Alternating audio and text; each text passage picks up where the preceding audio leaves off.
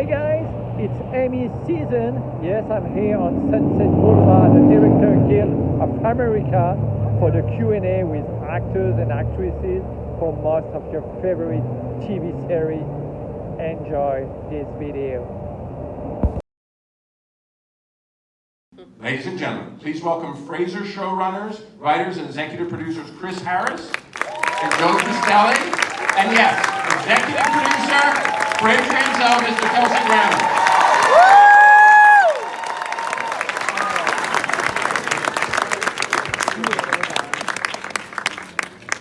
So, as they say in Top 40 Radio, more rock, less talk. Let's look at a clip. Kelsey, you guys came back on October 12th. You're coming back for another, I guess we want to call it season 2, but season 13, is it? Or, yeah. Or as I like to say, it's actually season 23, because let's be honest, there's like 10 seasons we haven't seen yet, but they're going to bring them back one day. But a lot has also changed, as much as a lot has stayed the same for Frasier. The character, you're loaded. You had a talk show for 10 years. You've got a grown son now. Obviously, we see they're estranged, and that develops over the season, and a lot of different things. So for you coming back to this character, what changed for you dealing with Frasier? Well, the assumption on my part was always that Frasier had grown, that he didn't stay the same, that he's not sort of stuck in some weird TV loop. He's an older man now. He's wiser, smarter, hopefully funnier in some ways, and a little less. How you look at them like, yeah. Funny. Yeah, well, we're working on right down. a little less hysterical about some things, but still, he's still a man of really honed, refined tastes, and he insists on living well. And of course, he found a way to live even better than he thought he had before.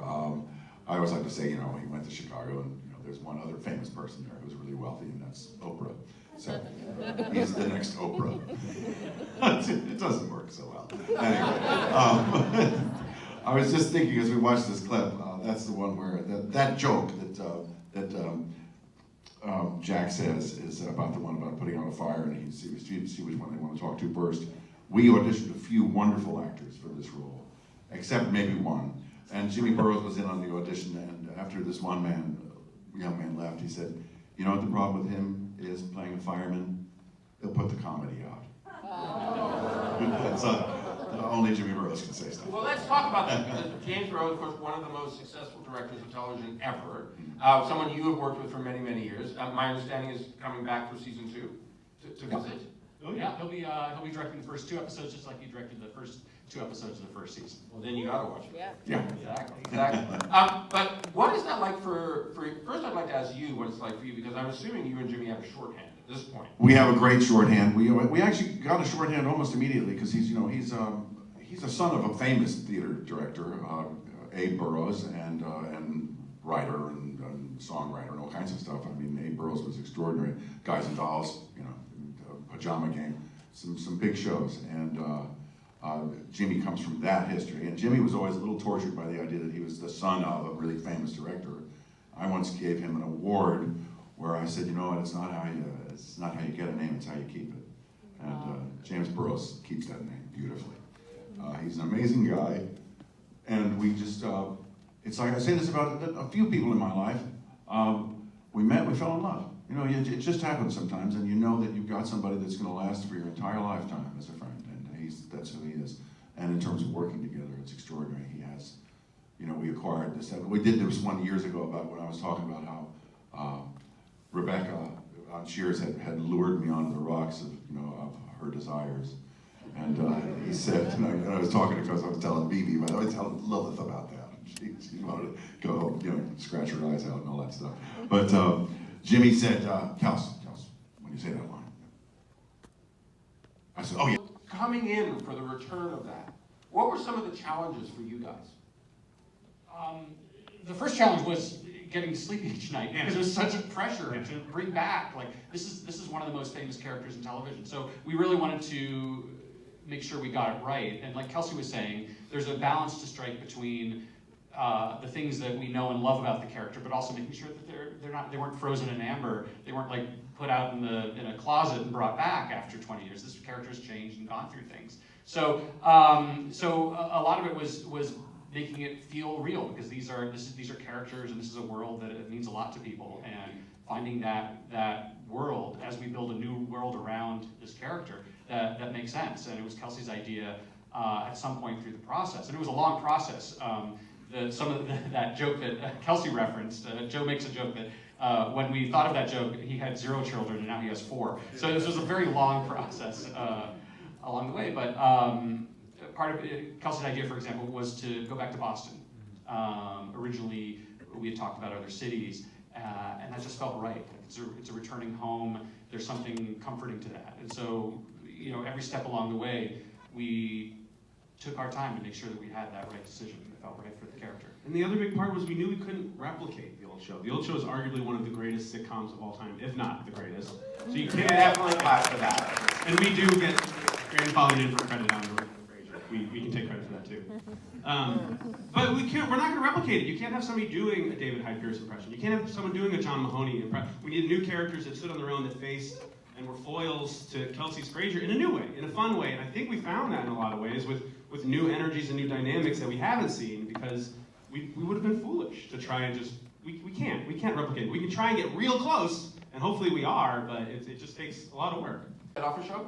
Obvious for some reasons, obviously. But that showed another side of him. And that's why I said that sometimes is, you laugh, you cry, you take stock, and then you laugh again with Frasier. There is a balance there.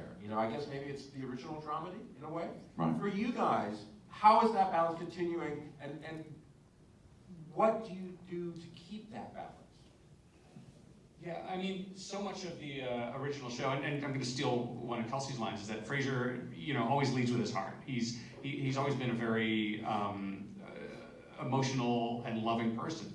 And one of the things going through that first season was realizing, or really not even realizing, but just coming to understand there's so much love and affection for these characters. These are characters this is a world that people grew up with, the world that we grew up with, and a world that we love, and we need to make sure that we respect and honor that. And John Mahoney is just a part of that, but such a big part of it. And we want to, some of the best moments of we love the comedy, we love the hoisting and all the people getting their just desserts and everything. But the best moments of the first season to us were some of those serious emotional moments where you really see these two people. Here's the father and the son, struggling.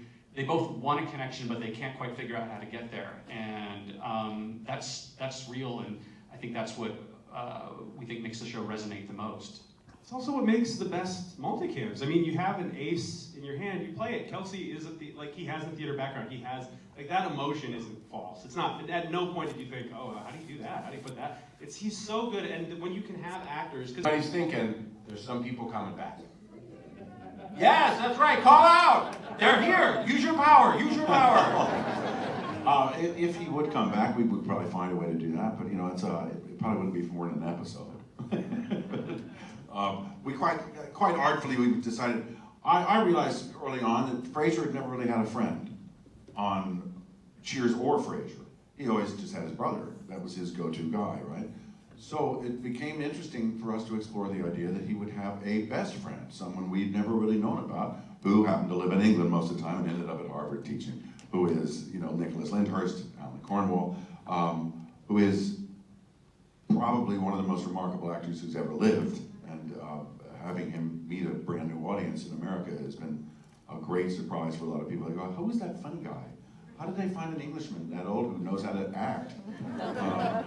He's basically a national treasure in the UK, and there's a reason for it. And I always say to the other actors who come on the show, don't turn your back on this guy. He'll steal any scene he can. And he's great to work with.